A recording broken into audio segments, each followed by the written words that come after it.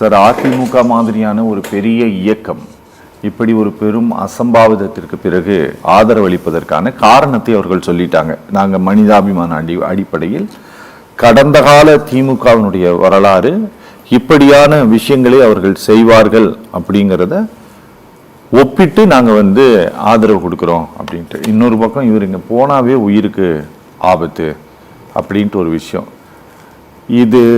இதை எப்படி புரிஞ்சுக்கிறது சார்? இது அதாவது கிராமத்தில் ஒரு பழமொழி சொல்லுவாங்க, எரிகிறதுல பிடுங்கிறது தான் ஆதாயம்னு. இப்போ எரிஞ்சு போச்சு வீடு, இப்போ அது எதை பிடுங்க முடியுமோ அதை பார்த்து பிடுங்கிக்கலான்னு எல்லாரும் முயற்சி பண்ணுறாங்க. முதல்ல புரியல சார், இன்னும் கொஞ்சம் தெளிவா. இந்த சம்பவம் விரும்பினமோ விரும்பலையோ, அது இன்னும் சொல்ல போனா ஒரு ஹியூமன் ட்ராஜடி. ஓகே, இந்த ஹியூமன் ட்ராஜடி நடந்து முடிஞ்ச உடனே அதற்கு என்ன செய்ய வேண்டுமோ அதையெல்லாம் அரசாங்கம் செய்திருக்கிறது. சரி, ஒண்ணு. ஆனா இந்த ஹியூமன் ட்ராஜடியை பயன்படுத்தி, இந்த 41 சாவுகளை பயன்படுத்தி அரசியல் ஆதாயம் தேடுவதற்கு முயற்சி செய்து கொண்டு இருக்கிறார்கள். அதான் எரிகிறதுல புடுங்குறதுல தான் நோக்கமா இருக்கு. இப்போ நீங்க ஒரு சிம்பிள் மேட்டருங்க, இவங்க தோழர் சொன்னார்ல, அப்ளிகேஷன் கொடுத்தாங்க, டிஜிபியை பார்த்தாங்க, எஸ்பியை பாருங்க, உங்கள் ஊழில் ஒருவரை எஸ்பியோட இருந்து சூஸ் பண்ணிக்கன்னு சொல்லியாச்சு. இதுதான் நடந்த விஷயம். ஆனா இவங்க அப்படி சூஸ் பண்ணல, போற பிளானையே டிராப் பண்ணிட்டாங்க. ஒண்ணு, திமுக கடந்த காலம் அண்ணா திமுக மட்டும் வன்முறைக்கு சம்பந்தம் இல்லாதவங்களா? தருமபுரியில பெண்களை கல்லூரி மாணவிகளை எரிச்சது யாரு? ஜெயலலிதாவில் ஜெயில பிடிச்சு போட்டோன்னு கல்லூரியில பெண் கல்லூரி மாணவிகளை கொடுத்தது யாரு? அதே மாதிரி ஒரு பள்ளிக்கூடம் எரிஞ்சு 40க்கும் மேற்பட்ட குழந்தைகள் செத்துச்சு. அதெல்லாம் யார் ஆட்சி நடந்து? அதனால இப்ப அதை பேசுறாங்கன்னா நான் இன்னும் நிறைய சொல்ல வேண்டியிருக்கும். அது இல்ல விஷயம். இப்ப விஜய் அவர் முதல்ல அந்த சம்பவத்துக்கு அவர் பொறுப்பேற்று இருக்க வேண்டும். பொறுப்பேற்காமல் அன்னைக்கு அந்த இடத்தை விட்டு ஓடுனது இருக்கு பாருங்க, அது எந்த அரசியல்வாதியும் செய்யற செயல் இல்லை. நம்ம சினிமாக்காரங்க அரசியலுக்கு வர வேண்டாமா என்று சொல்லவில்லை, ஆனால் அரசியலுக்கு வந்ததற்கு பிறகும் நடிக்க கூடாது.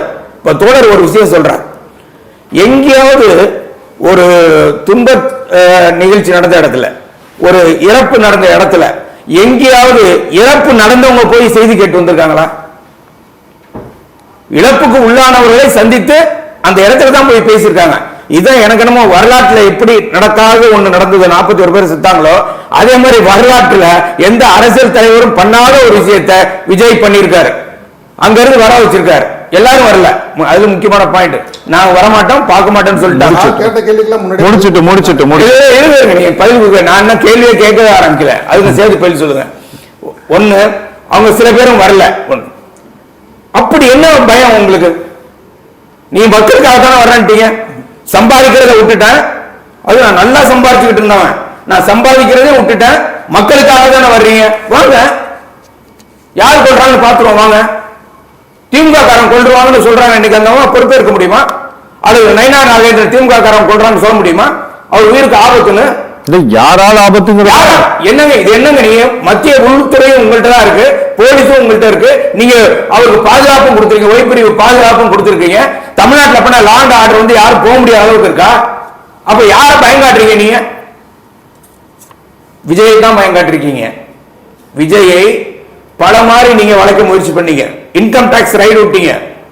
அவர் ஷூட்டிங்ல இருக்கையில போனாங்க, அவர் எங்க நான் ஷூட்டிங்ல இருக்கங்க வந்துடுறாங்க, அங்கேயே வச்சு விசாரிச்சீங்க. அந்த இன்கம் டாக்ஸ் ரைடுக்கு போனவர் இப்ப இன்னைக்கு அவருக்கு ஒரு நல்ல அட்வைஸ் வாங்கிக்கணும், நல்ல பயிற்சி வாங்கணும், அந்த பயிற்சியை நான் கொடுப்போம்னு சொல்றது. இன்னைக்கு ராஜேந்திர பாலாஜி உங்களை காப்பாத்தணும்னா எங்க கூட வந்தாதான் முடியும்னு பேசுறது, இதுக்கெல்லாம் என்ன அர்த்தம்? இதெல்லாம் என்ன அர்த்தம்? ஒரு விஷயம் தெளிவாகி விட்டதுங்க, பிஜேபியும் அண்ணா திமுகவும் கூட்டணி சேர்ந்தால் 200 ஜெயிக்கணும். எடப்பாடி பழனிசாமி பேசுனது உண்மையா பொய்யா? பொதுக்கூட்டங்களில் பேசியிருக்காரு, 200 இடத்துல ஜெயிக்க போறோம்னு. நீ 200 இடத்துல ஜெயிக்கிறவங்க மனிதாபிமான அடிப்படையில் யாரு செத்து போன 41 பேருக்கு இரக்கம் தெரிவித்தா அல்லது விஜய்க்கு இரக்கம் தெரிவித்தா? இந்த இரக்கம் தெரிவிப்பது எதுக்காக? அப்ப உங்களுடைய கூட்டணி வலுவாக இல்லை என்பதை நீங்களே ஒத்துக்கிறீங்க சார். அதாவது இந்த ஒரு 2வது நாள் ஒரு 3வது நாள் ஒரு வீடியோ போட்டார் விஜய். இந்த ஒரு 2வது நாள் ஒரு 3வது நாள் ஒரு வீடியோ போட்டார் விஜய். வீடியோ போட்ட போது என்ன அப்படின்னு சொன்னாரு அப்படின்னா, அவர் சில வீடியோக்கள் எல்லாம் பார்க்கும்போது முன்னாடியே விஜயை கொண்டு வருவதற்கான முயற்சி செய்தார்கள். 6ஆம் தேதி தொலைபேசியில பேசியிருக்காங்க. அப்படின்னு விஜய் இல்ல, விஜய் பேசியிருக்காங்க. அதை வந்து அருணும் வந்து கன்ஃபார்ம் பண்ணியிருக்காரு. 30 நிமிடம் பேசியிருக்காங்க. ஆனா நான் இந்த நேரத்தில் உங்கள்ட்ட இதை பத்தி எல்லாம் பேச முடியாது விஜய் சொல்லியிருக்காரு. அது நான் அதை பத்தி இல்லை, நீங்க யார் வேணாலும் கூட்டு சேர்ந்து. ஆனா இந்த சம்பவத்துக்கு யார் பொறுப்பு? நீங்க அன்னைக்கு வந்து ஒருவேளை நீங்க அதர்வைஸ் இப்படி போட்டு பாருங்க, 41 பேர் செத்து போயிட்டாங்க சார். அதுக்கு காரணம் என்ன? நீங்க வேணா அந்த வீடியோவை போடுங்க, அபிஷியலா அவங்க வச்சிருக்க வீடியோவே போடுங்க. அந்த கூட்டம் எப்படி போயிட்டு இருந்ததுன்னு பாருங்க. அதற்கப்புறம் அவங்க இவர் பேசிட்டு இருக்கே மயங்கி விழுறாங்க. இதெல்லாம் ஃபேக்ட். இதெல்லாம் நீங்க மறக்க முடியாது பொதுவெளியில. அப்போ ஒரு தலைவன் என்ற முறையில் சில பொறுப்பை ஏற்க வேண்டும், அதுல இருந்து வெளியே வரணும். பல தலைவர்கள் மீது பாருங்க, இந்தியாவில் சுதந்திரம் பெற்றதுல இருந்து இதுவரையில பல பேர் மேல சதி வழக்கெல்லாம் போட்டிருக்காங்க. உயிரோட தான் சுட்டு கொண்டு இருக்கிறாங்க, விரட்டி இருக்கிறாங்க, மாறு வேஷத்துல தலைவர்கள் வாழ்ந்திருக்கிறாங்க. ஆனா விஜய் அங்க முடிஞ்ச உடனே போயிட்டு எத்தனை மணி நேரத்துக்கு அப்புறம் ட்வீட் போட்டா? 6 மணி நேரம். இன்னைக்கு பிரைம் மினிஸ்டர் ஆஃப் இந்தியா 2 மணி நேரத்தில் ட்வீட் போட்டாரு. ஆனா இந்த சம்பவத்துக்கு காரணமாக இருந்த விஜய் 6 மணி நேரம் கழிச்சு தான் இரக்கமே தெரிவிக்கிறார். நான் இப்ப கேட்கிறேன், பல சந்தேகங்கள் வருது. சிவில் ஏவியேஷன் டிபார்ட்மெண்ட் ஒன்று இருக்கு, தனி விமானத்துல போறீங்க, திரும்ப வர்றது எப்ப கன்ஃபார்ம் பண்ணீங்க? போகும்போது இத்தனை மணி. நான் அது கூட கேட்கல, நீங்க லேட்டா போனதா அதை பத்தி பேசல.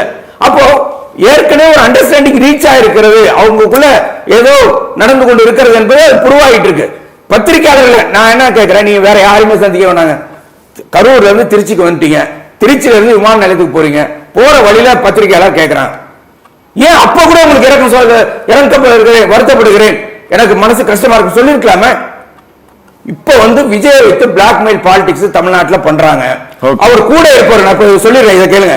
அதாவது அன்னைக்கு ஓடிய விஜய் திரும்ப ரீஅஷ்யூர் பண்ணி மக்கள்கிட்ட வருவதற்கான ஒரு நல்ல வாய்ப்பு இருந்தது. அந்த நல்ல வாய்ப்பை கரூர்ல போய் இந்த மக்களோடு மக்களாக சந்திப்பதை விட்டுவிட்டு தனியா அறையில கூப்பிட்டு பேசுறாங்க. ராஜசேகர் சாரும் வழக்கறிஞர், தோழரும் வழக்கறிஞர். எனக்கு ஒரு சந்தேகம் வருது.